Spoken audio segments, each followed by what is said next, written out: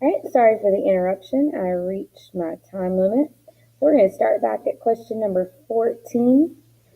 Genes that are responsible for new traits that help a species survive in a particular environment will usually increase. So if we have a gene that's coding for a trait that helps a species survive, then it is going to be an adaptation, and an adaptation is going to allow the organism to survive, to reproduce, to pass on those genes, to allow their offspring to have that same adaptation. So each time we have a new generation, that adaptation, those genes are going to increase. Question 15, it says, read the passage about desert rabbits. So we read that animals in the desert have to be able to survive in the climate's hot temperatures over many generations. The ears of desert rabbits have changed to better live them in this environment. So over time, the rabbit's ears have changed by getting longer and wider to help them release heat. Passage number 16 about butterflies. Butterflies with purple wings used to be dominant in an environment. Over time, it was observed that yellow butterflies were becoming the dominant color. So this is similar to the peppered moth example that we looked at in class. So what is the most likely reason for the change in the butterfly population? And I didn't copy this one over there, so I apologize.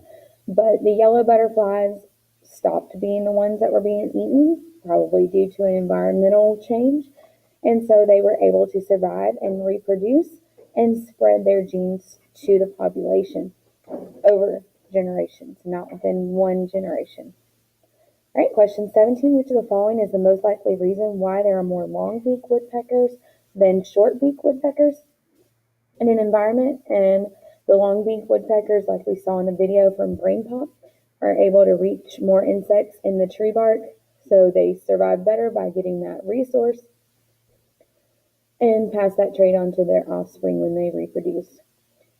If there were woodpeckers with short beaks, then they might not get as much food and might not be as well suited to reproduce and spread their genes on. Question 18, a species of jungle cat contains striped and spotted individuals. The spotted individuals are slightly better adapted to the shady forest. If there are no disruptive events, if the environment stays the same, the evolutionary mechanism of natural selection will operate on the species. Over the course of 2 generations, the most likely result will be what? So if the spotted individuals are slightly better adapted, then more of them are going to survive. More of them are going to reproduce, and if we look at the population, we will have more spotted individuals. Now, they won't take over completely within 2 generations. We'll still have striped individuals, but the amount of spotted individuals should increase. Like we said in question 14, that gene is going to increase over time. Question 19, as a result of rising temperatures, what changes could someone most likely predict about future generations of polar bears? So we have polar bears, they have thick fur, they have white fur to blend in with their environment. But if it keeps warming up, we're going to have less ice, less snow, probably more dark colors from rock being exposed. So we would expect that the polar bears would get thinner coats and possibly darker in color in order to survive better in their environment. Question 20. According to the theory of natural selection, what is an ability of individuals that makes them more likely than others to survive and reproduce? And again, that is their ability to adapt to their environment. The more likely they are to survive in their given environment, the more likely they are to reproduce and pass those genes on to their offspring. Question 21, we have a chart with beetles, brown beetles and green beetles. Based on the table, what do you think is happening over time?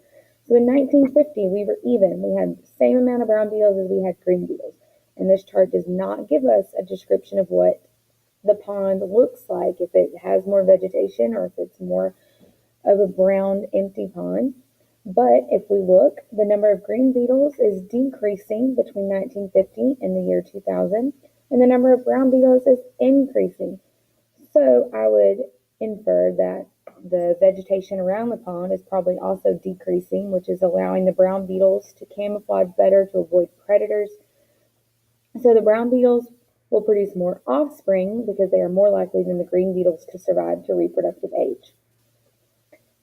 Question 22. A population of mice, some light-colored, some dark-colored, are introduced into a field with dark soil, so their environment is dark. Which one's going to survive better? The one with the dark-colored fur. So a few generations later, the majority of the mice have that dark-colored fur.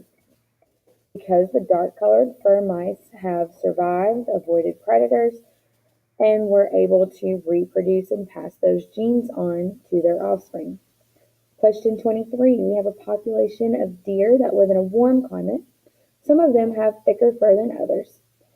Now, construction of a road surrounded by tall sound barriers causes the deer population to be permanently divided into two separate groups.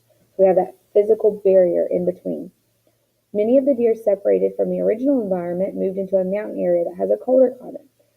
So, if we were to make an educated guess on what's going to happen to the deer population living in the mountains, we would think that those deer that have the thicker fur are going to survive better in this colder climate environment.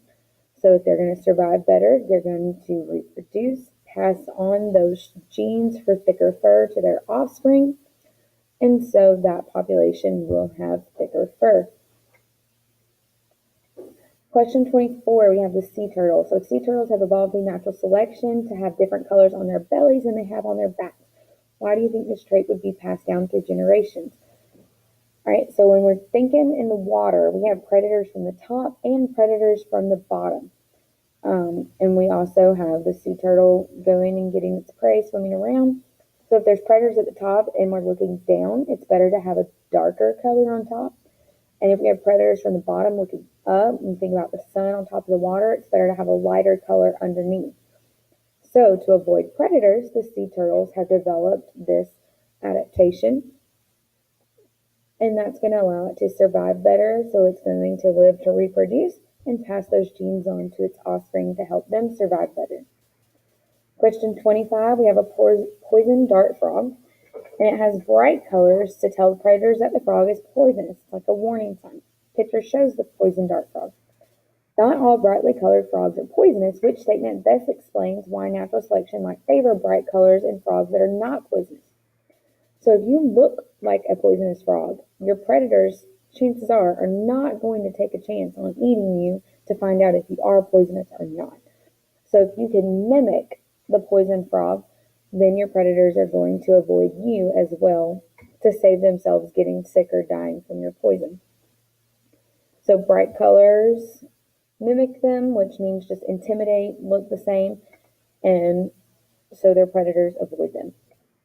Last question, question 26, shows Darwin's finches that he observed in the Galapagos Islands. We've looked at these several times. Why do these finches have different beaks? I hope I don't even have to tell you as many times as we've talked about it, but they live on different islands. Their islands have different food, and they have adapted to eat the food in their niche so that they're not competing for those resources. Environmental changes altered the available food sources, allowing the finches with suitable beaks to survive and reproduce. So remember, we had like insect beaks and beaks that were better at seeds. So they have different beaks because of their different food sources available on their different islands in the Galapagos. If you have any questions still after going through the study guide, raise your hand and let me know. Good luck tomorrow. Bye, guys.